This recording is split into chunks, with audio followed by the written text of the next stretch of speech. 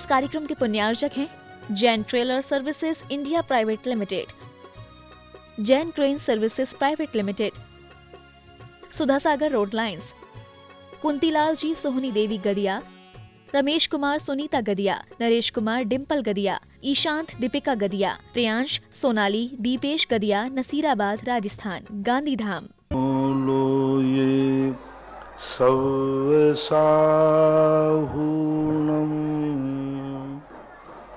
पंच परमेष्टि भगवान की आचार्य श्री गुरुवर कुंद कुंद महाराज की जय हो। आचार्य श्री गुरुवर विद्यासागर महाराज की जय हो। बोलिए परम पूज्य निर्यापक समान मुनि पुंगव श्री सुधा सागर जी महाराज की, समस्त आचार्य संघ की।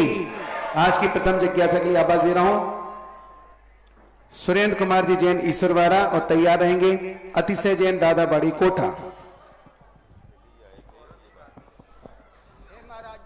नमोस्तु नमोस्तु नमोस्तु। बोलो, माइक पास रखो।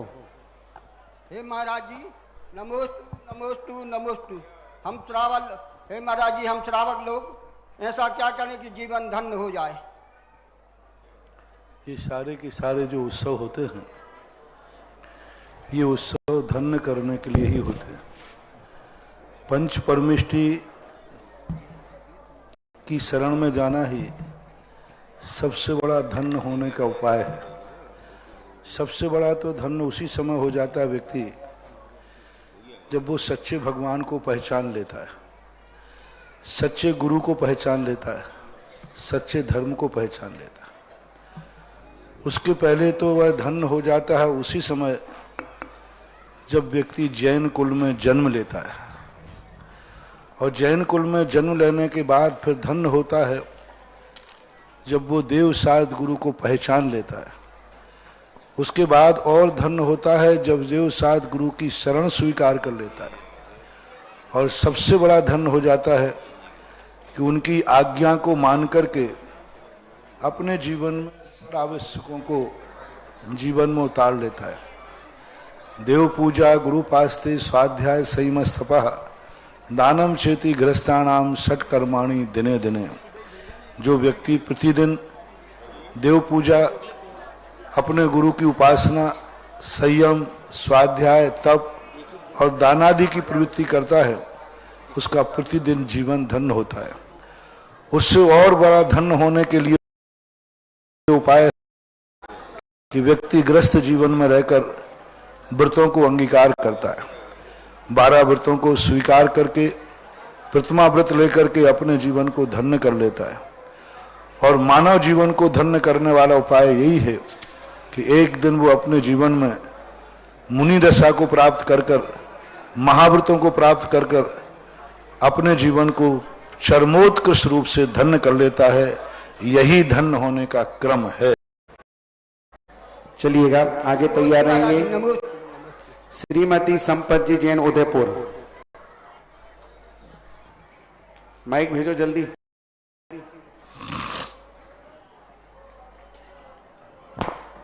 इधर तैयार, मैंने बोला था अतिशय जैन दादावाड़ी कोटा। कहां गए?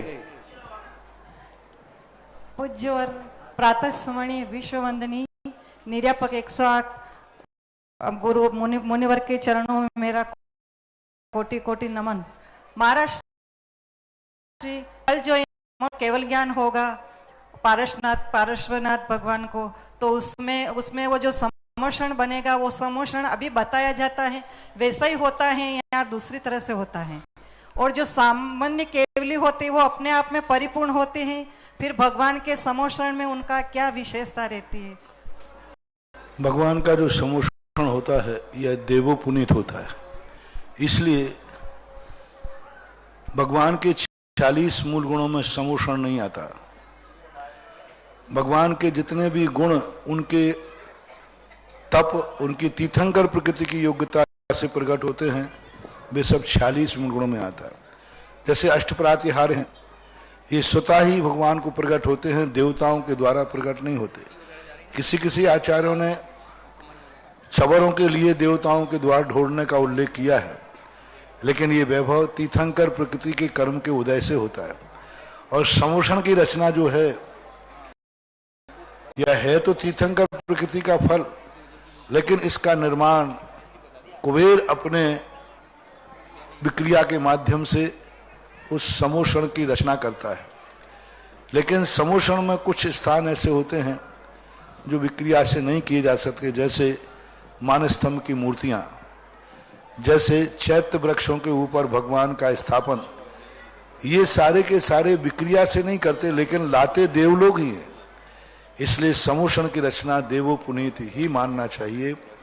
सामान्य केवली जो समोषण में होते हैं वे सामान्य केवली का कोई काम नहीं होता, मात्र एक अपने आप सहज रूप में वो समोषण में आकर के भाव में विराजमान रहते हैं। मुनि जमीन फर्श पर बैठते हैं, वो 4 अंगुल ऊपर रहते हैं, लेकिन रहेंगे वो मुनियों की सभा में, उनका कोई उपयोग तो है नहीं, वे सुनते तो है नहीं, क्योंकि उनको भी केवल ज्ञान है जितना तीर्थंकर जान रहे हैं उतना ही सामान्य केवल। दोनों के ज्ञान में अनंत चतुष्टय में कोई अंतर नहीं, दोनों का अनंत चतुष्टय एक समान है। तो यूं कहना चाहिए, ना तो उनको समोषण में बैठने का जाने का भाव आता है और नहीं जाना है ये भी भाव नहीं आता, अपने आप नियोग हो जाता है, इसलिए वो वहां चले जाते हैं। भरत और बाहुबली के संबंध में ऐसा मिलता है कि बाहुबली भगवान आदिनाथ भगवान के समोषण में केवल ज्ञान प्राप्त करने के बाद वो समोषण में पहुंचे और कई वर्षों तक समोषण में विराजमान रहे, साथ साथ में विहार भी हुआ उनका। ऐसा आगे तैयार रहेंगे प्रेमचंद जी सेठी भीलवाड़ा। अतिशय दादावाड़ी नहीं आया, माइक कहाँ है? माइक दो इस बालक को। कब से नाम बोला मैंने इसका? नमोस्तु महाराज जी। महाराज जी, 2, 3 और 4 इंद्रिय वाले जीव विकलत्रय जीव कहलाते हैं, तो इसमें 1 इंद्रिय वाले जीव क्यों नहीं लिए गए हैं? नमोस्तु महाराज। विकलत्रय कहला, विकल का अर्थ होता है पूर्ण नहीं है इंद्रियां जिनकी। 1 इंद्रियों को चूंकि स्थावर संज्ञा प्राप्त है, हालांकि वो भी विकलेंद्रिय हैं क्योंकि 1 इंद्रिय, तो विकल शब्द 2 से शुरू होता है, 20 शब्द जो है वो 2 से, इसलिए उनको विकलत्रय कहते हैं। यानी जिनकी विकल हैं इंद्रियां और स्थावर जो जीव हैं वे 1 इंद्रिय जीव की संज्ञा है, क्योंकि ये संज्ञा अनादि अनंत काल की है। 2 इंद्रिय 4 इंद्रिय से विकल और उनको स्थावर कहना, ये शाश्वत नाम है। नमोस्तु महाराज। तीसरा भी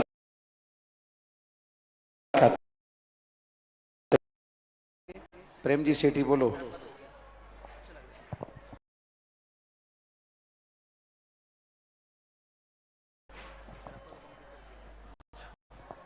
प्रातः स्मरणीय मेरे गुरुवर के चरणों में कोटि से वंदन। नमोस्तु महाराज श्री।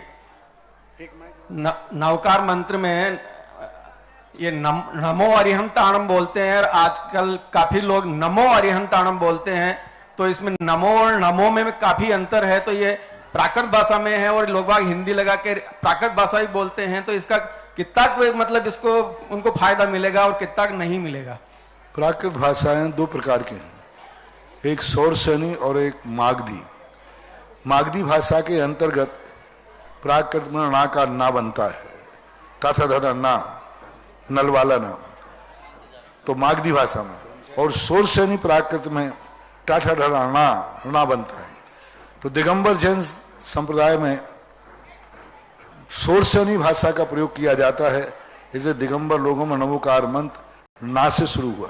और वही नमोकार मंत्र जब श्वेतांबरों के पास गया तो श्वेतांबरों ने ना का प्रयोग किया, क्योंकि उनका पूरा साहित्य मागधी भाषा में है। तो प्राकृत भाषा के अंतर से ना और ना का भेद है। दिगंबर जैनियों को ना ही बोलना चाहिए, ना ही उचित है। और अरिहंताणम और अरहंताणम की जो परिभाषा है, मूल सबसे प्राचीन पाठ अरिहंताणम है।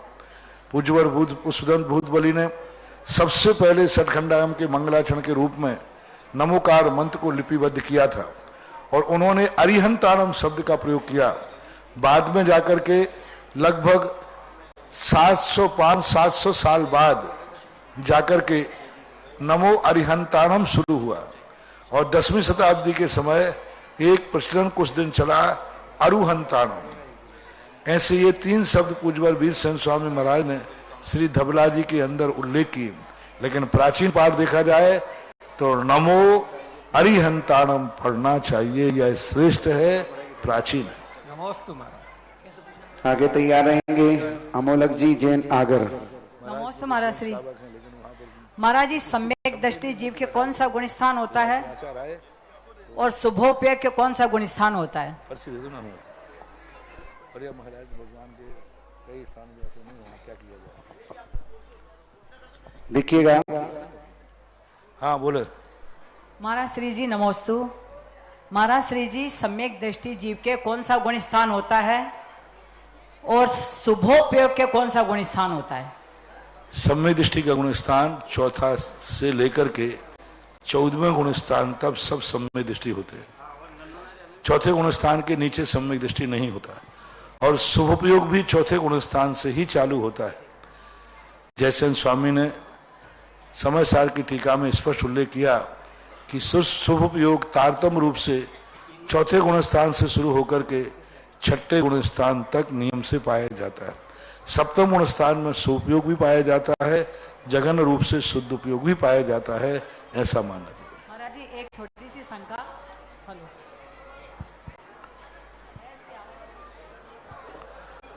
हेलो महाराज जी, एक शंका कि महाराज जी, हमारा ऐसा कब पुण्य जागेगा कि हम भी भगवान के माता पिता बने? इसके बनने के लिए हम पहले ऐसे क्या पुरुषार्थ करें कि हम भी जल्दी से हमारा? कोई पुण्य जगाने की जरूरत नहीं, पुण्य तो भरा पड़ा है, उसका उपयोग करना है। जब चाहो तब माता पिता बन जाओ। प्रातः काल और सुबह के प्रवचन में हमने कहा, कोई भी ऐसा कर्म नहीं है जो धर्म कार्य करावे। हमारा पुरुषार्थ ही संभाव है जाएगा, जब चाहोगे तब बन जाओगे। बिल्कुल पुण्य तो पका हुआ रखा है, बस उसको मात खाने का मन बनाना है और बन सकते हैं। नमोस्तु महाराज। हाँ, मैंने आगे बोला था अमोलक चंद जी जैन आगर। इसके बाद तैयार रहेंगे ब्रह्मचारी सुमित भाई शांति धारा। आगे नाम बोले। संदीप जी जैन केवलारी। हाँ सुमित भैया बोलो। नीचे स्विच बंद हो गया होगा। Hello hello. देखिएगा, बहुत सारे लोग अपनी अपनी जिज्ञासा लेकर के आते हैं। ये माइक गड़बड़ क्यों करते हो? बंद कौन करता है? देखिएगा, बहुत सारे लोगों ने अपनी अपनी जिज्ञासा यहाँ पर भेजी हैं। कई लोगों ने दान में भी बहुत सारा योगदान दिया, मैं उनके नाम पुकार रहा हूँ। एक जिनाले बनाने की भावना कैला चंद, राकेश कुमार, तरुण, प्रवीण, रोमिल, गर्भित, रोमित, गर्भित, सेठिया, मायजा, देवेंद्र, बरमुंडा। एक जिनाले सैसकूट में दिव्य पलक जी कटारी अहमदाबाद, हाल मुकाम बेंगलोर की जन्म दिवस के उपलक्ष्य में। एक प्रतिमा गुप्तदान दिल्ली से संजय जी गदिया की आई है। एक प्रतिमा, एक जिनाले जितेंद्र कुमार, मनीष, सचिन, नितिन जी चांदवाड़ बूंदी। एक जिनाले श्रीमती नलिनी, केशवराव जैन, संजय, सीमा जैन, शेखर, सपना जैन, शैलेश, स्वाति जैन, नागपुर। हाँ, रखिएगा जिज्ञासा अपनी आगे। बोलो हम लोग जी। हाँ, मेरे गुरुवर के चरणों में मेरा और मेरे परिवार का बारंबार नमोस्तु नमोस्तु नमो। महाराज, मेरी एक जिज्ञासा है। 7वें तीर्थंकर सुपारसनाथ भगवान का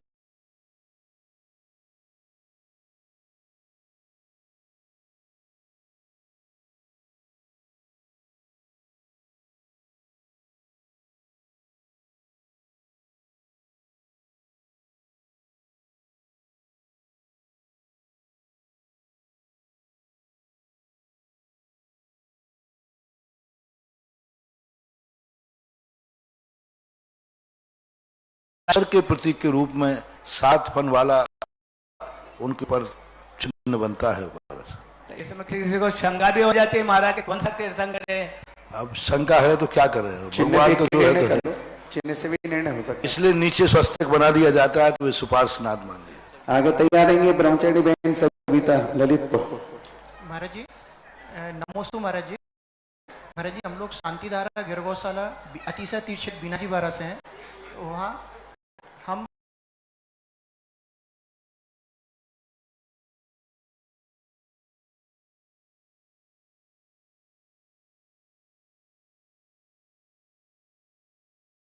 नहीं है, मात्र अपनी सेवाएं हम लोग वहाँ दे रहे हैं।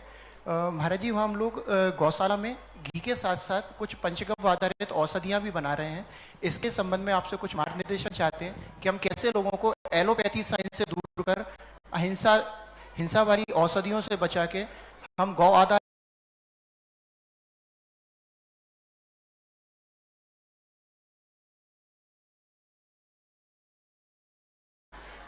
आज हमारे आयुर्वेदिक जितने भी आविष्कार होते हैं दे पाते हैं। हमारे पास कोई ट्रेडमार्क नहीं होता, हम गवर्नमेंट से सर्टिफिकेट नहीं ले पाते, हम विज्ञान के द्वारा समर्थित नहीं हो पाते। आज कोई भी दवाई एलोपैथिक निकलती है तो सबसे पहले तो प्रमाणित व्यक्ति जो डिग्री होल्डर होते हैं, जो इसमें मास्टर होते हैं फार्मेसी के, वो इसको नाम से अप्रूव करते, दस्तखत देते हैं, गारंटी हमारी है, इससे तुम्हारे लिए कोई खतरा नहीं। फिर जाकर सरकार उसको मान्यता देती है। फिर जो डॉक्टर होते विशेषज्ञ, वे उसको लिखते हैं। तो आयुर्वेदिक दवाई के लिए सबसे पहले हमें प्रयास करना पड़ेगा कि आयुर्वेदिक दवाई का निर्माण करने वाले लोग इतनी प्रमाणिकता सिद्ध करें, सरकार उनको मान्यता दे। और जो डॉक्टर हैं, जो वैद्य हैं, जिनके ऊपर दुनिया का विश्वास है, वे डॉक्टर लोग अपनी पर्चियों पर आयुर्वेदिक दवाई लिखने लग जाएं तो सारे विश्व में आयुर्वेदिक सबसे आगे पहुंच जाएगा। सबसे बड़ी समस्या है कि जिनके ऊपर विश्वास है लोगों का, जब भी कोई बीमार होता है, कोई व्यक्ति दवाई को नहीं जानता, मरीज डॉक्टर को जानता है। दवाई में यदि वो राख रख के देवे, मिट्टी रख के देवे, तो भी उसको कोई मतलब नहीं है। इंजेक्शन में वो काय का इंजेक्शन लगा, पानी का इंजेक्शन लगा दे, तो भी उस मरीज को कोई खबर पता नहीं रहता है। तो उसका तो डॉक्टर के ऊपर विश्वास है। सबसे बड़ी चीज है कि आज का जो मेडिसिन डिपार्टमेंट डॉक्टर हैं, फार्मेसी वाले, ये लोग कभी एलोपैथिक की दवाई नहीं लिखते। तो जनता जिन पर विश्वास करती है उनको हमारे लिए पहले रजिस्टर्ड कराना पड़ेगा कि डॉक्टर इस दवाई को, यदि गौमूत्र की दवाई डॉक्टर में लग जाए। मैंने एक बार कहा था आरएसएस वालों से कि सरकार से ये बात तय कराएं कि गाय की बनी हुई वस्तुओं को सरकार मान्यता देवे, और हर डॉक्टर के पास जाओ कि आप जो भी दवाई लिखते हो मेरी गोलियां लिखिए। आज कोई भी पढ़ा लिखा डॉक्टर इन दवाइयों को लिखने को तैयार नहीं है। आप डॉक्टरों को विश्वास बनाइए, जनता को विश्वास बनाने से होगा। जनता कहती है मैं कुछ नहीं जानता हूं कि सही क्या गलत क्या, मैं डॉक्टर को जानता हूं। और हम और आप बोलते हैं तो लोग यही कहेंगे महाराज आप हर चीज में क्यों बोलते हैं, आप धर्म के रूप में बोलते हैं, में आप क्या जानते? तो मैं तो सही में कुछ नहीं जानता।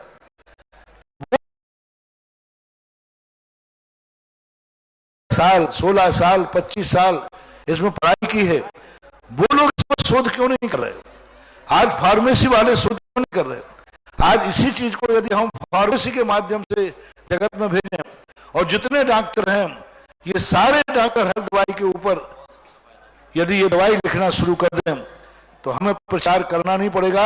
हर मेडिकल वाला तुम्हारे पास आकर दवाई लेगा और मरीज तुम्हारी जय जयकार बोलेगा। सबसे बड़ी कीमत है कि हम अपने घर में जिनका हमारे ऊपर विश्वास नहीं है उनके लिए हम दवाई की बात कहते हैं तो वो नहीं लेते, और हमारे घर में हम दवाई बेचते हैं तो घर की संख्या बहुत सीमित होती है, बहुत सीमित होती है। आज आचार्य जी के नाम पर श्रद्धा, आज महावीर के नाम पर श्रद्धा, आज मेरे नाम पर श्रद्धा। श्रद्धा के बल पर ज्यादा कोई व्यक्ति नहीं चल सकता। आज कोई भी चीज है ठीक है, हमारा यदि इनको पानी कमंडल से निकाल के दे दूं तो ये श्रद्धा के बल पर ले जाएंगे कि, लेकिन वो श्रद्धा ज्यादा समय तक नहीं चलेगी। लेकिन एक वैज्ञानिक तौर पर उसकी प्रमाणिकता सिद्ध की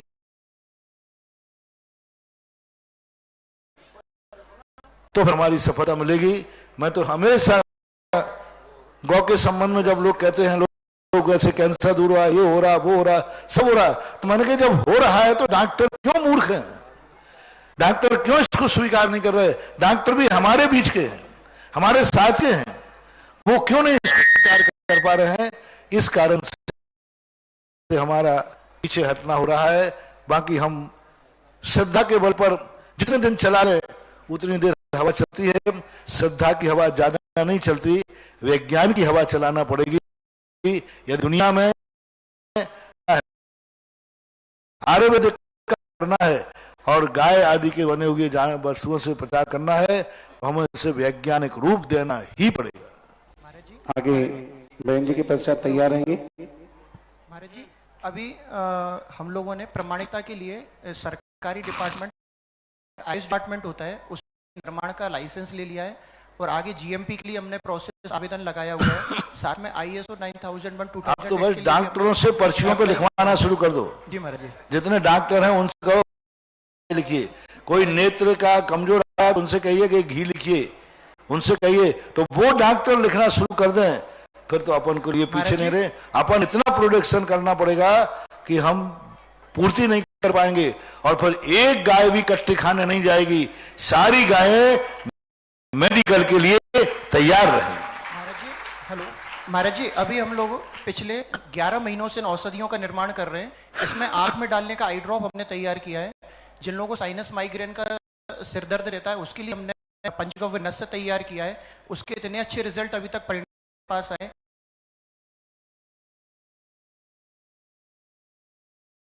चुके हैं। साथ में इसी क्रम में 24 से 24,500 की संख्या में नाक में डालने का नस्य हम लोगों ने सेल किया है।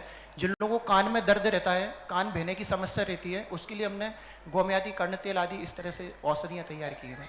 नमस्ते महाराज। ये सारी चीजें वास्तव में बहुत महत्वपूर्ण है, लेकिन लोग क्या है आयुर्वेद पर विश्वास कम करते हैं। बंधुओं मैंने भी सुना है कि लोगों के नंबर चश्मे के बढ़ गए थे, वो घट गए और धीरे धीरे चश्मे भी उतर सकते हैं। हर चीज महत्वपूर्ण है, जिसमें संतों का और गुरुओं का, आचार्यों का आशीर्वाद हो तो वैसे ही वो अनंत गुना फल देती है दवा। आइएगा, इसके बाद तैयार रहेंगी श्रीमती शांता भाभी पाटनी।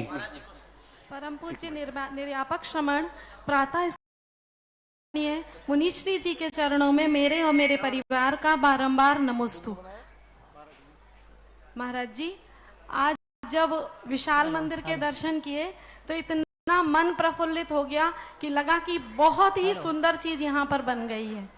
अब वहां पर जब हम दर्शन कर रहे थे तो बहुत सारे लोग ये कह रहे थे कि हम कैसे ऐसा कर पाएंगे, हमारे पास तो इतनी क्षमता नहीं है, कैसे कर पाएंगे।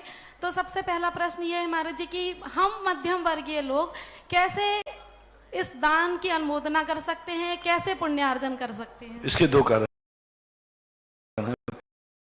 मध्यम वर्गीय लोग हैं, थे उस समय तो मेरी बात मानी नहीं, अब कह रहे हैं कि महाराज आप बताओ क्या करें। महाराज जी आप अभी मिले ना, क्योंकि उस समय ऐसा कोई भी गरीब नहीं है जो कल अमीर नहीं था, और जब अमीर थे उस समय ये भाव नहीं आए। और अमीरी में जो व्यक्ति अपने धन का सदुपयोग नहीं करता, कर्म उसे गरीब बना देता है। अब आप लोग भावना भा रहे हैं तो यह भावना आपकी एक दिन उस समर्थता की तरफ ले जा सकती है।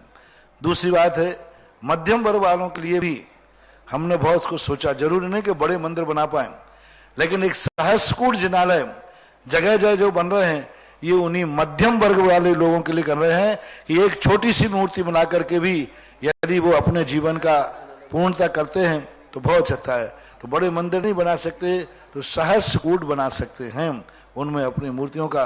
और तुम्हारे लिए तो ये मंदिर जितना आकर्षित कर रहा है, इसी के काफी ये तो झांकी है। तुम्हारे ललितपुर में तो अभी पूरी बाकी है, तुम्हारे यहाँ भी, हालांकि इतनी बड़ी मूर्ति वहां की नहीं है, 27 फुट की मूर्ति है, लेकिन ललितपुर के अंदर भी जो ऐतिहासिक चीज बन रही है वो पूरे बुंदेलखंड में एक इतिहास का रूप धारण करेगी। उसको भी लोग देख के यही कहेंगे कि आज तक तो बुंदेलखंड में ऐसी रचना नहीं है जो रचना आपके ललितपुर में होने जा रही है, होने की ओर है। अभी भी महाराज जी सब कहने लगे, महाराज जी अभी सब कहने लगे, जैन अजैन जो भी देखता है तो हमेशा तारीफ ही और करता कभी कभी क्या होता है, बड़ा मंदिर नहीं बना सकते, उसके पार्ट भाग होते हैं। मध्यम वर्ग वाले, छोटे वर्ग वाले हैं। मैंने कहा ना कि एक शिला सही है, मंदिर नहीं बना पाया, मंदिर में एक शिला रख दी। मंदिर नहीं बना पाया, बेदी में सोने में भाग, सोने में सपोर्ट कर दिया कि भाई बेदी में सोना काम हो, छत्र पे सोना काम हो, जो अंश में हो। यानी मंदिर में जब हम मध्यम वर्ग वाले होते हैं तो अंश रूप में भी दान करके अपनी समर्थता को बढ़ाया जा सकता है। बंधुओं, महाराज श्री ने कितनी अच्छी बात कही है कि मध्यम वर्ग के लोग और छोटे लोग कैसे पुण्यार्जन कर सकते हैं। मैं कहता हूं कि बड़ा मंदिर नहीं बना सकते, बड़े भगवान की बड़ी वेदी में सोना तो लगा सकते हैं, और जैसे ही सवाल लगाएंगे तो एक दिन बड़ा मंदिर बनाने की क्षमता भी तुम्हारे अंदर आ जाएगी, क्योंकि आपने बड़े बाबा की वेदी में बड़ा सोना लगाया है। भाभी जी प्रश्न करेंगी। नमस्ते महाराज जी। नमस्तु महाराज जी। भरत चक्रवर्ती तद्भव वो मोक्षगामी थे, सतखंड के अधिपति भी थे, लेकिन जब उन्होंने 6 घंटे पे विजय प्राप्त करके जब आए तो अपने सैनिकों को बोला, सेनापतियों को बोला कि जाओ वृषभांचल गिरी पर हमारे परिवार का और हमारा नाम अंकित करके आओ। तो उन्होंने कहा कि वहां पर एक तिल तुष मात्र भी जगह नहीं है। तब भगवान भरत चक्रवर्ती ने कहा कि जाओ किसी और के नाम मिटा के हमारा नाम अंकित करो। तो क्या ये उनका अहंकार था? और जबकि फिर अंतर्मुख में उन्होंने केवल ज्ञान भी प्राप्त किया। ये बात मैंने भी बहुत दिनों से सुनता आ रहा था कि ये बात किसने उड़ाई है, ये उस व्यक्ति का पता नहीं चल पा रहा मुझे कि भरत चक्रवर्ती ने नाम लिखने को कहा। ये किसने कहा? किसी भी साथ में मैं भी यही मानता था, पहले प्रश्नों में भी मैं बोलता था कि देखो चक्रवर्ती को कितना अहंकार था।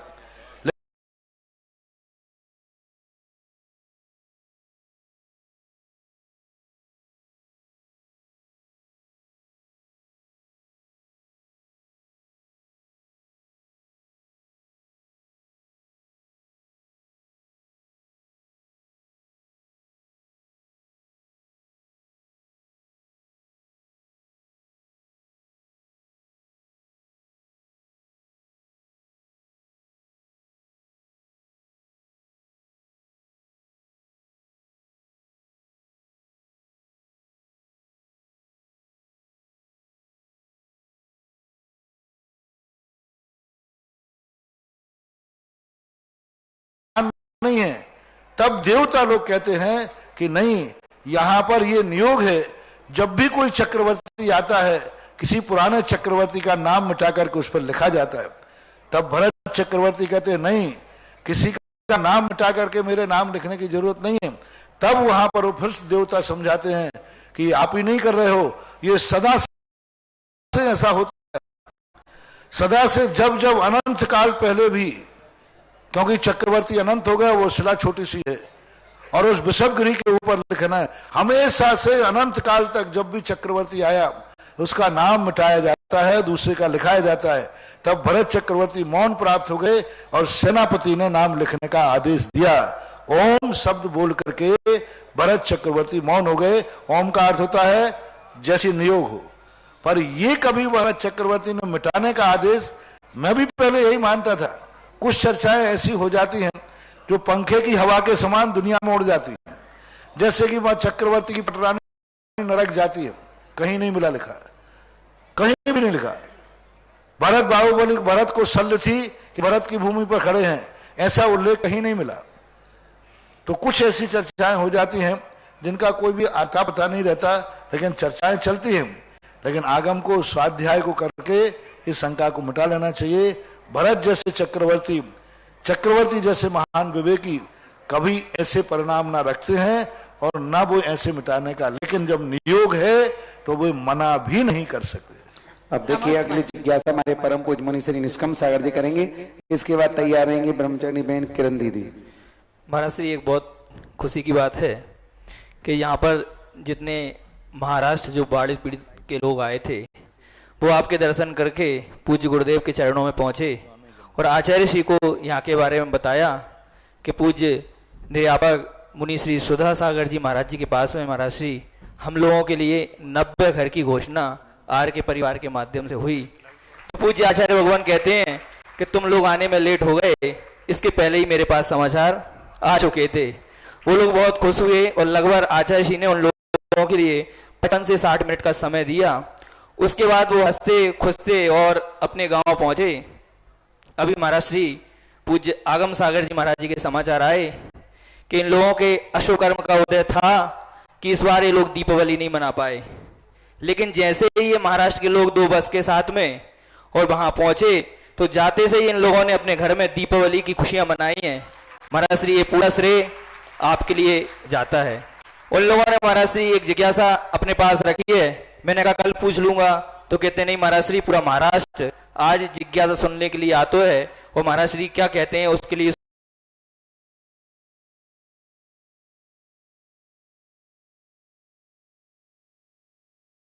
रहने के लिए, फसल उत्पादन के लिए हमारे लिए जमीन मिल गई, पहनने को हमको कपड़े मिल गए, खाने को हमको अन्न मिल गया, सिर छुपाने के लिए हमको घर मिल गया, बच्चों के लिए स्कूल मिल गया, चिकित्सालय मिल गई।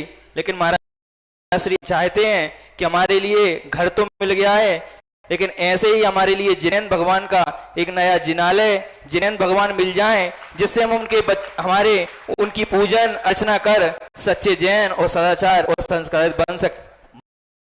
के चरणों में यही पूरे महाराष्ट्र के लोग निवेदन करते हैं। इस साल कुछ ऐसा महसूस हुआ कि एक शायर मैंने लिखा है, हम चले तो पैर से कुचल गई शायरी, मुझे मालूम नहीं था मेरे अलावा भी कोई दुनिया है।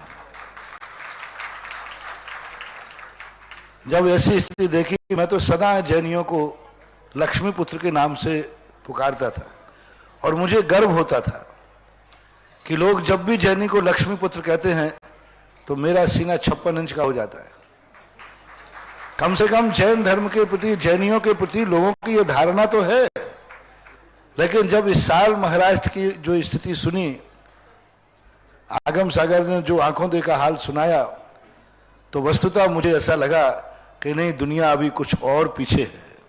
हम चले तो पैर से कुचल गई शायरी, शायरी का अर्थ होता विश्वास। हम चले तो विश्वास से कुचल गया। मुझे मालूम नहीं था कि यहाँ के अलावा कोई दुनिया जैनी ऐसे भी हैं। तब ये स्थिति देखी तो वो तो हो गया, लेकिन जब महाराष्ट्र में ऐसे घर हैं, ऐसे समाचार मिले मुझे कि वहां घर हैं, जैनी हैं, लेकिन वो जिनेंद्र देव की पूजा करना चाहते हैं, लेकिन उनको एक छोटा सा भी मंदिर बनाने की शक्ति नहीं है, समर्थ नहीं है। कुछ तो वहां के संस्कार ऐसे हैं, कुछ तो वहां सच्चे महाराज वहां पहुंच नहीं पाते। मंत्र तंत्र झाड़ा फूंकी देवी देवता आदि रागी ऋषि देवता छेदपाल पद्मावती इनका बोला बाला करते, इसलिए पुण्य बढ़ नहीं रहा। दक्षिण भारत के भी लोग आए, मुझे बोले महाराज जी हम लोग कैसे पुण्य बढ़ाएं कि हम इतने समर्थ हो जाए कि हमें किसी की सहायता की जरूरत नहीं पड़े। मैंने कहा आपको पुण्य बढ़ाने का वहां साधन ही नहीं, आप सच्चे भीतराग भगवान की पूजा करते नहीं। वहां मंदिरों में पूजा वो करता है जो यहाँ का मालिक कहलाता है। वो जो द्रव्य जो वहां निर्माण चढ़ती है वही द्रव्य उठा के खाता है, वो भगवान का अभिषेक करता है। उन मूर्तियों में क्या अतिशय आएगा। मैं उत्तर भारत के लोगों से पूछता हूं, यदि मंदिर का अभिषेक कोई माली करेगा तो क्या उस मूर्ति में अतिशय होगा? नहीं होगा। और वहां के पंडित होते हैं, वो क्या करते हैं, वही द्रव्य उठा के खाते हैं, वही भगवान के अभिषेक करते, वही भगवान की आरती करते, इसलिए वहां के मंदिरों में अतिशय नहीं। श्रावक वहां अभिषेक करते ही नहीं है, करने नहीं दिया जाता। और श्रावक तो बस वो देवी देवताओं के चक्कर में, मंत्र तंत्र गंडा ताबीज के चक्कर में पड़े रहते हैं। अब जब रागी ऋषि देवताओं की पूजा ही करते रहोगे तो पुण्य बढ़ने वाला नहीं है। यदि पुण्य बढ़ाना है तो वीतराग भगवान की पूजा करो, और वीतराग भगवान की पूजा करोगे तो पुण्य बढ़ेगा। तब ये प्रश्न आया कि महाराज हम लोग पहली बार तो संस्कार ही नहीं है कि हम वीतराग भगवान की स्थापना करें, और संस्कार है तो समर्थ नहीं है। तब एक समाचार आए आगम साहब जी के द्वारा कि कुछ ऐसे गरीब गांव हैं जो मंदिर बनाना चाहते हैं, लेकिन उनके पास इतनी क्षमता नहीं है कि वो मूर्ति खरीद के विराजमान कर सके। तो चलो अब अभी तक तो आवास के लिए और मंदिर का तो मैं वैसे ही दीवाना हूं। महाराष्ट्र दक्षिण में जिस गांव में, उस गांव में किसी को भी दर्शन करने योग्य मूर्ति चाहिए हो तो मैं आज अपना दरवाजा खोलता हूं।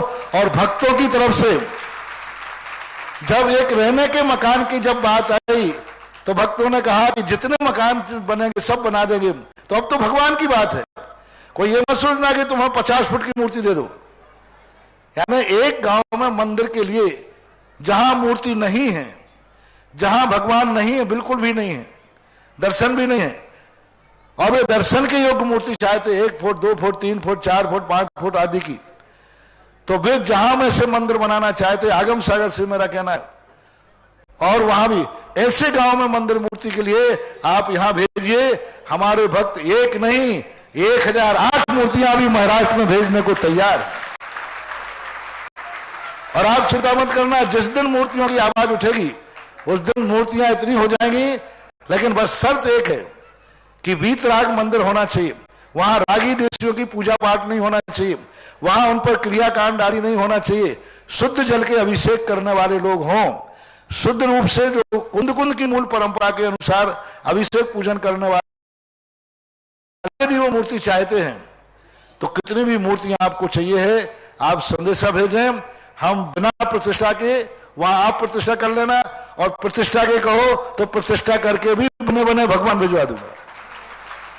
तो महाराष्ट्र, कर्नाटक, तमिलनाडु में जहां भी मूर्तियां चाहिए दर्शन की शर्त मैंने बना दी, जहां मूर्ति नहीं है वहां, ऐसे नहीं कि मूर्ति 100 15 बड़ी है फिर भी एक लाकर रख लीजिए, कोई बड़ी ऐतिहासिक मूर्ति नहीं, दर्शन पूजन के योग्य जितनी मूर्ति की जरूरत होती है ऐसी मूर्तियां चाहिए है।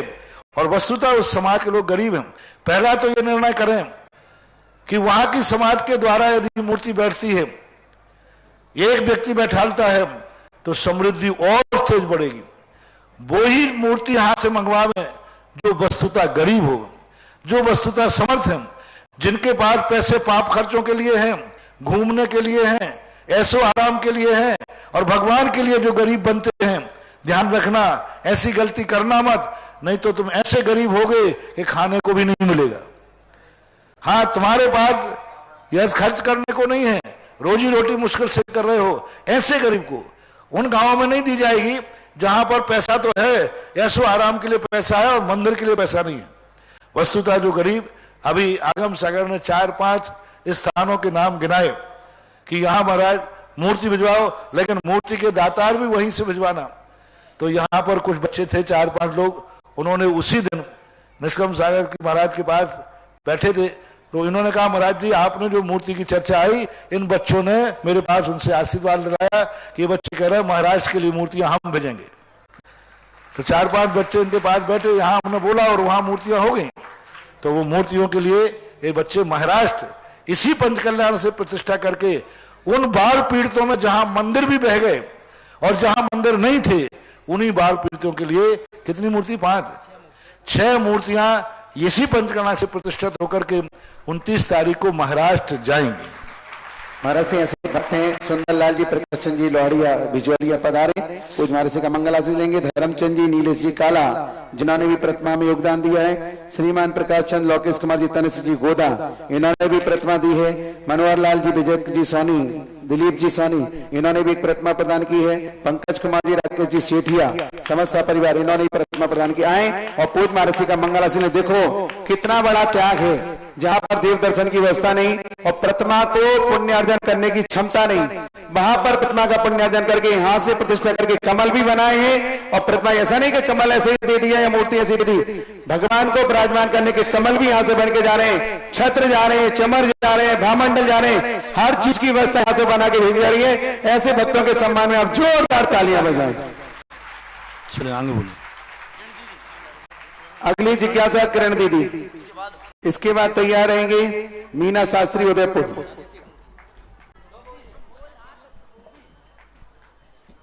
नमोस्तु महाराज जी, नमोस्तु महाराज जी, नमोस्तु महाराज जी। महाराज श्री पहली बार हमने इतना अच्छा यहाँ पार्श्वनाथ भगवान का कल्याणक पंच कल्याणक देख रहे, इसमें इस प्रकार के लगा कि मरुभूति की जीव की कोई गलती नहीं, कमट इतना उपसर्ग। हाँ बोलो बोलो। महाराज जी इतने सुंदर तरीके से हमने यहाँ पर अभी तक कल्याणक देखा, शास्त्रों में तो पढ़ा था किंतु देखा बहुत अच्छा लगा, किंतु परंतु इतना है कि पार्षद भगवान की क्या गलती थी कि कमट इतना उपसर्ग करता रहा, क्या उनकी तो कहीं गलती नजर ही नहीं आई। गलतियां इतने पूर्व की भी गलतियां कभी निकल के आ जाती हैं, 70 कोड़ा कोड़ी सागर वर्ष की पूर्व की गलती भी निकल के आ सकती है। असाता कर्म 30 कोड़ा कोड़ी सागर वर्ष का होता है, अशुभ नाम कर्म 20 कोड़ा कोड़ी सागर वर्ष का होता है। तो सागरों पर्यंत से 10 भाव पहले की भी कोई निधत्त निकाचित कर्म, क्योंकि निधत्त निकाचित कर्म यदि पड़ जाए तो 70 कोड़ा कोड़ी सागर वर्ष पहले की हुई गलती 70 कोड़ा कोड़ी सागर वर्ष के बाद भी उदय में आ सकती है। 10 भाव पहले की कोई घटना पारसनाथ के जीवन की है, जो घटना के कारण से ये 10 भाव तक पारसनाथ को भोगना पड़ा, और पारसनाथ को इसके लिए सहिष्णु रहे और विभाग विषय का धर्म ध्यान का चिंतन करते रहे। पारसनाथ इस बात को जानते थे कि हमारा ऐसा निधत्त निकाचित कर्म है जिसको हम टालना भी चाहें तो टाल नहीं सकते, कर्म सिद्धांत से तो यही फलित होता है, और वैसे स्पष्ट रूप से आगम में उपदेश का अभाव है।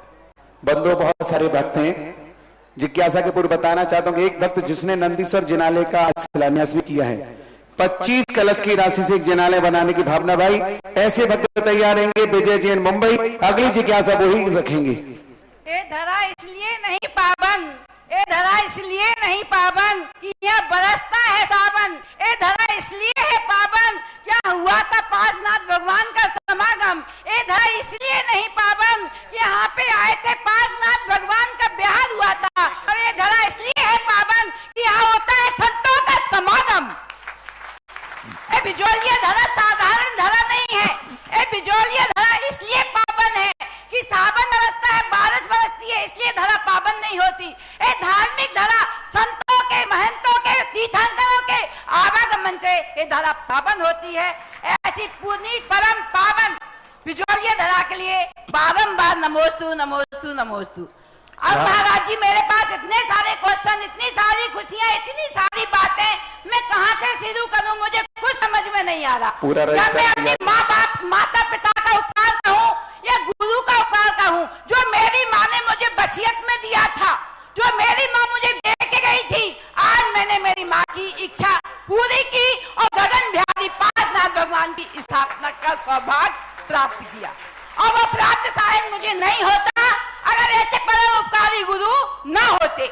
मैंने तो ये भावना भाई पहले कमेटी वालों से कहा, उनने तो सोचेंगे समझेंगे।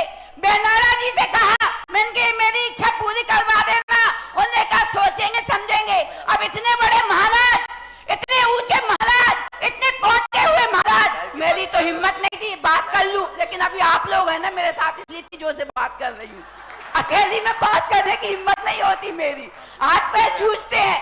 लेकिन ऐसे परम उपकारी महाराज, ऐसे मेरे माँ बाप जिन्होंने मुझे बचपन से दान देने के संस्कार दिए। एक बात मैं जरूर कहूंगी, मैं अशोकनगर की जो हम लोग शांतिनाथ भगवान का पंचकल्याणक हुआ था, तो उसमें हमारे यहाँ के एक सौगानी और बिलाला दोनों ऊपर चले गए। अशोकनगर के करोड़पति थे, जैसे कि जयपुर के राणा जी हैं, उनने 40 कौड़ी दान में नहीं दी थी और इतना पैसा था, आज उनको लाले पड़ गए। और हम जैसे रिपिटी भैया और हम जैसे मध्यम वर्ग के थे, हमारी मम्मी का सोच था चादर जितनी होता पैर मत पसारो, जैसा माहौल वैसा काम कर लो। और चना और धना में 2 महीना में इतना पैसा आ गया था कि कर्जा लेके दिया था, दानों को चुका दिया था। एक तो दान की महिमा बता दी मैंने। इसके बाद में अब मेरी जो जो भावनाएं होती हैं, मैं तो भगवान को भी और महाराज जी को भी कल्प वृक्ष कहती हूँ, कामधेनु मानती हूँ। मैं जो सोचती हूँ वो महाराज जी के आशीर्वाद से होता है, पासनाथ भगवान के आशीर्वाद से होता है। बहुत बढ़िया। लेकिन ये बात वास्तविक है कि गगन बिहारी पारसनाथ को बैठाने के लिए इन बहन जी ने बहुत मेहनत की, बहुत सोच मिलाए। इन्होंने कमेटी से कहा, तो कमेटी ने, मैंने कि तुम लोग दुनिया भर के दिमाग क्यों चलाते हो। फिर बेनारा जी से सोर्स मिलवाया, फिर डायरेक्ट मेरे से कहा। तो पहले परिस्थितियां मैंने परसों बताई थी, कुछ परिस्थितियां ऐसी हैं जिनके कारण, लेकिन जब इतना सोर्स मिलाया, जब कोई सोर्स मिलाता है तो उसकी अंतरंग भावना होती है, और अंतरंग भावना हो तो विघ्न भी दूर हो जाते हैं और कार्य सफल हो जाता है। चले आगे बोलिए। चलिए तैयार, आगे तैयार रहेंगे। मुनि श्री के चरणों में कोटिशन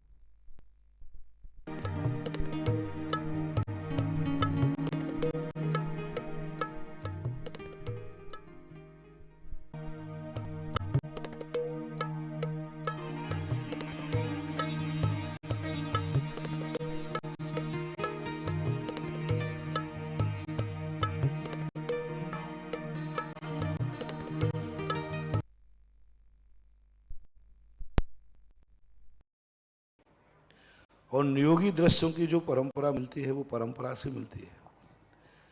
कुबेर अपनी तरफ से नहीं करता कि समोषण कैसा होना चाहिए, एक नियोग है। भगवान के समोषण का एक नक्शा फिट है। भगवान के समोषण के नक्शे के कोई भी अदल बदली नहीं कर सकता। अनादि अनंत काल से जो समोषण बनते आए वही बन रहे हैं, अनंत काल तक बनेंगे। उनमें एक भी छोटा बड़ा कर सकते, लेकिन जो सिस्टम है कि मानव स्तंभ होगा, धूली साल वन होगा, धूली साल कोट होगा, एक कोट होगा, फिर कोटा, इतनी सीढ़ियाँ होंगी, इतने कोटे पर कोटे आदि स्तूप आदि 12 सभाएं, सब कुछ उनका सेटेड होता है। और वह अपने अवधिज्ञान के माध्यम से उस जो नियोगी रूप समोषण है उसको जानता है। और देवराज इंद्र जो स्वधर्मेंद्र होते हैं वो इनका उपदेश देते हैं। कुबेर के लिए द्वादशांग का ज्ञान हो ऐसा कोई आगम सम्मत बात नहीं है। स्वधर्मेंद्र जरूर द्वादशांग का पाठी होता है। कुबेर को सभी देवों को शुद्ध ज्ञान तो होता ही है विशेष रूप से, तो ये नियोगी है। आज वर्तमान में भी कोई भी साधु, कोई भी व्यक्ति, ना तो कुबेर अपनी मर्जी से समोषण आदि की रचना करता है, उसको भी परंपरा से सुत मिला है। आज वर्तमान में हम लोग भी कोई भी ऐसी परंपरा को स्थापित नहीं कर सकते अपने ज्ञान से जो अपने मन के अनुसार है। आगम से जान करके, आगम से पहचान करके, शास्त्रों में जो लिखा है बस ये कर सकते हैं। शास्त्रों में जो पढ़ा है इसकी साकार रूप में कैसे दे सकूं, यह कल्पना जरूर, यह पुरुषार्थ जरूर आज कर सकते हैं।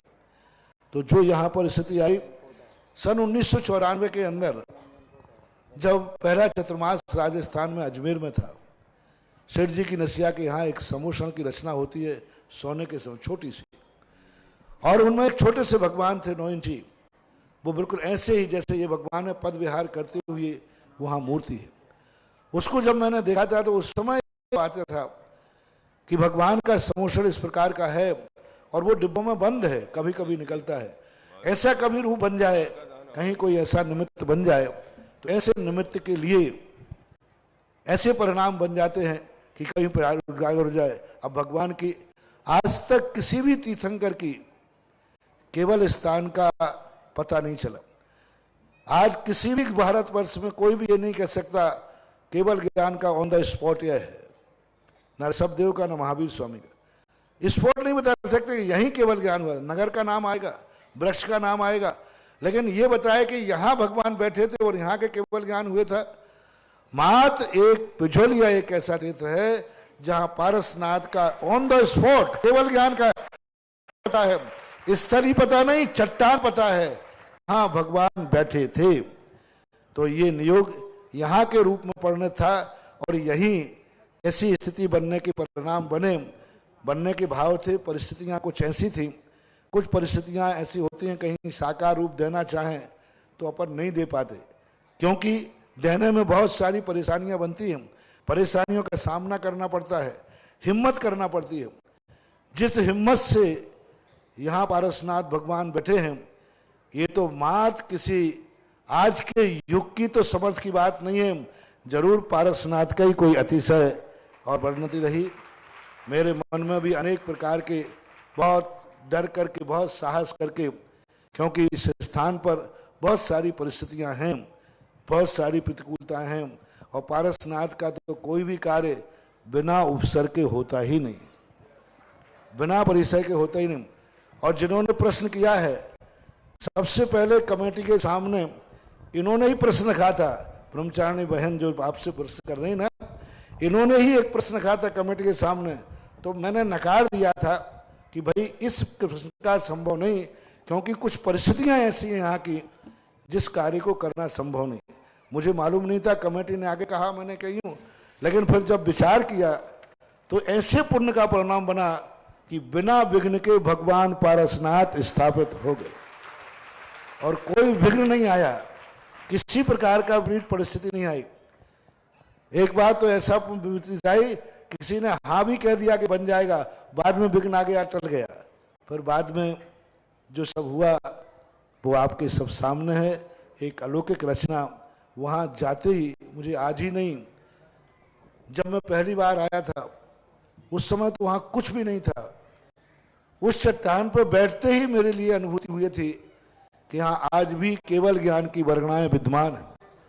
जब भी मैं किसी भी शंका से उलझता हूं, जब भी मेरे मन में कोई शंका होती है मैं तुरंत कमरे से उठकर वहां जाता हूं, मुश्किल से 5 मिनट ही ध्यान नहीं लगाता हूं, हर शंका का समाधान ऐसे मिल जाता है जैसे भगवान खुद समाधान देते हैं। और एक नहीं 50 शंकाएं मैं समाधान कर दूं। और अब तो ये स्थिति हो गई है कि यहां ना भी रहूं, कहीं दूर रहूं, जब भी मेरे मन में कोई विकल्प या द्वंद आता है मैं तुरंत ध्यान के माध्यम से उस केवल ज्ञान स्थली की करता हूं, मेरी शंका का समाधान ऐसे हो जाता है। तो मैं तो अपने आप के समाधान से दावे से कहता हूं कि भगवान के केवल ज्ञान में जैसे हर व्यक्ति का संदेह दूर होता है, ऐसी बिजोलिया की उन चट्टानों पर मेरा भी संदेह दूर हो जाता है। ऐसी वह केवल ज्ञान स्थली है, बहुत अलौकिक है, बहुत दृश्य है। और आज उसका जो रूप निखर के आया है वो तो अपने आप में उस स्थान को अमर कर दिया, और अमर ही मेरे लिए करना था। मैं बिजोलिया के लिए नहीं आता हूं, बिजोलिया में उन्हीं चट्टानों के लिए आता हूं। और मैं यात्री से कहता हूं पूरे बिजोलिया मंदिर के दर्शन करो या नहीं करो, उस स्थान पर जरूर आना। और एक दिन मैंने घोषणा की थी, ये पूरा तीर्थ तो मधुवन है, सम्मेद शिखर तो नदी के उस पार है। आएंगे महाराज जी, जब महाराज जी जब पार्श्वनाथ भगवान ने बिहार किया था तो नैनागिर भी गए थे, तो नैनागिर एमपी में है, तो एमपी में भी ऐसा मंदिर बन सकता है ना? यहाँ से बिहार करके भगवान नैनागिर में भी गए थे, चौलेश्वर पारसनाथ गए थे, और चौलेश्वर पारसनाथ के बाद नैनागिर में भी समूषण गया था। मैं जहाँ रहता हूँ वहाँ की बात बोलता हूँ, आगे की बात की मैं चर्चा नहीं कर। हम लोग भक्त हैं ना, तो भक्तों की भावना, यूपी वालों के मुंह में भी पानी आ रहा है कि हमारे यूपी में भी बनना चाहिए, एमपी वाले के मुंह में भी पानी आ रहा है कि नैनागिर में, एमपी में भी पार्श्वनाथ भगवान बिहार करके नैनागिर आए थे, तो एमपी में भी ऐसा ऐसा ऐसा इससे और भी अच्छा मंदिर बनना चाहिए, ऐसी सब एमपी वालों की भावना है। और बनेगा तो उसमें सहयोग हम सब लोग देने के लिए भी तैयार हैं। नमोस्तु महाराज जी, नमोस्तु महाराज जी, नमोस्तु। आएंगे पूनम जी सेठी, इसके बाद तैयार रहेंगे ब्रह्मचारी बहन पुष्पा दीदी। मेरे गुरुवर के चरणों में बारंबार नमोस्तु। गुरुवर, कल नंदीश्वर दीप और पंचमेरु सहस्त्रकूट दोनों का शिलान्यास है गुरुदेव। ये बड़े बड़े दानदाताओं ने तो बड़े बड़े राशियां घोषित कर दी गुरुदेव, लेकिन हम जैसे छोटे आय वाले लोगों के लिए आपके क्या निर्देश हैं गुरुदेव? सबके लिए मैं 2 दिन पहले बोल चुका हूं, जो आ रहे हैं, जो आ चुके हैं, जो आएंगे नहीं, सबके लिए कम से कम ऐसे तीर्थ स्थलों पर जब कोई बड़े विशाल मंदिर का शिलान्यास हो, तो एक आपके यहाँ बहुत अच्छी परंपरा है, मंदिर जब शिलान्यास होते हैं तो ईंटों की व्यवस्था की जाती है, स्वर्ण ईंट, रजत ईंट, कम से कम जब भी के। हालांकि बहुत सारे बच्चे अभी चतुर्मास का लाभ ले रहे हैं, बस उनके बाप और जुड़ जाए तो मजा आ जाए, सब एक हो जाए। क्योंकि कुछ नहीं रखा बंधु, संसार के कार्यों में हम इतने ज्यादा अपने आप को वो कर लेते हैं, धर्म के कार्यों में एकता लाओ, कली काल में एकता ही बल है, ऐसा वीर सेन स्वामी का रहा। अलग अलग रहोगे सब कुछ बिखर जाएगा। क्या बोला? मेरा ऐसा कोई पुण्य नहीं था, महाराज जी के आशीर्वाद से ही मेरा पुण्य, क्या बताऊं, बार बार सुबह से मेरी चर्चा कर रहे हैं और मेरे को बड़ा वो हो रहा है, इनका ही आशीर्वाद है। और इन्होंने क्या बताऊं, दुकान के लिए भी एक खाली मेरे को आशीर्वाद दिया था। सब्जी मंडी की तो दुकान चलती है मेरी आज भी, और मैं बैठा नहीं हूँ, लेकिन दुकान चालू है भी, मेरी भी स्टाफ संभाल रहा है वहां पर। वस्तुतः इसका और तो इसकी पता नहीं क्या है, मात्र कुंडली मिलती है तो एक मेरे ही कुंडली मिली इसकी।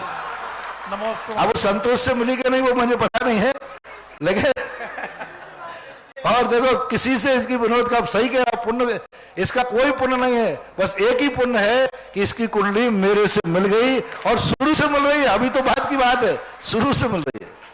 भारत से महामंत्री नरेंद्र जी भी अपनी जिज्ञासा रखना चाहते हैं। सूरज की पहली किरण से कमल खिल जाते हैं, सूरज की पहली किरण से कमल खिल जाते हैं, महान पुण्य के उदय से ऐसे संत मिल पाते हैं, ऐसे संत मिल पाते हैं। परम पूज्य गुरुदेव, मेरी जिज्ञासा है, भगवान पार्श्वनाथ की जो केवल ज्ञान स्थली है, उपसर्ग स्थली है, आपने भी महसूस और हम कमेटी वालों ने भी महसूस किया कि आज भी कमेटी अफसर की वर्गणाएं मौजूद है। यहाँ कितनी प्रकार की समस्याएं आती है, परेशानी आती है, पर इस क्षेत्र के और आपके प्रभाव से ये दूर हो जाती है। ऐसा क्या कारण है प्रभु, इसके जिज्ञासा समाधान करें। भगवान के केवल ज्ञान होते ही कमठ की 10 भव की शक्तियां पराजित हो गई। तो हम जब भी इस भूमि पे बैठते हैं, मुझे कमठ की वर्गणाएं छूती हैं, उसके पहले ही केवल ज्ञान की वर्गणाएं आ जाती हैं, वे कमठ की वर्गणाएं भाग जाती है। यही इसका कारण है। चलिएगा अगली जिज्ञासा के लिए मंजू जी सेठी भीलवाड़ा।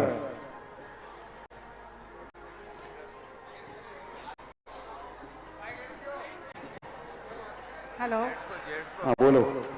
पाषाण से परमात्मा बनाने वाले मेरे परम इष्ट गुरुवर के चरणों में बारंबार नमस्तु करती हूँ।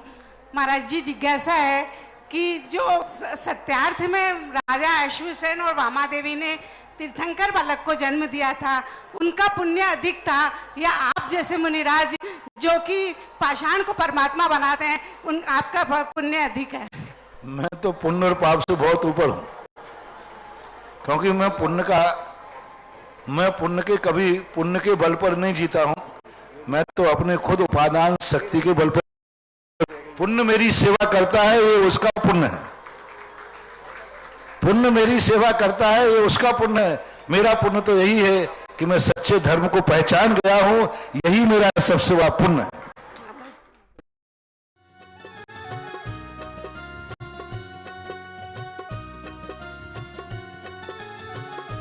इस कार्यक्रम की पुण्यार्चक थी Jain Trailer Services India Private Limited, Jain Crane Services Private Limited, Sudha Sagar Road Lines, Kuntilal ji Sohani Devi Gadiya, Ramesh Kumar Sunita Gadiya, Naresh Kumar Dimple Gadiya, Ishant Deepika Gadiya, Priyansh Sonali Deepesh Gadiya, Nasirabad Rajasthan, Gandhidham.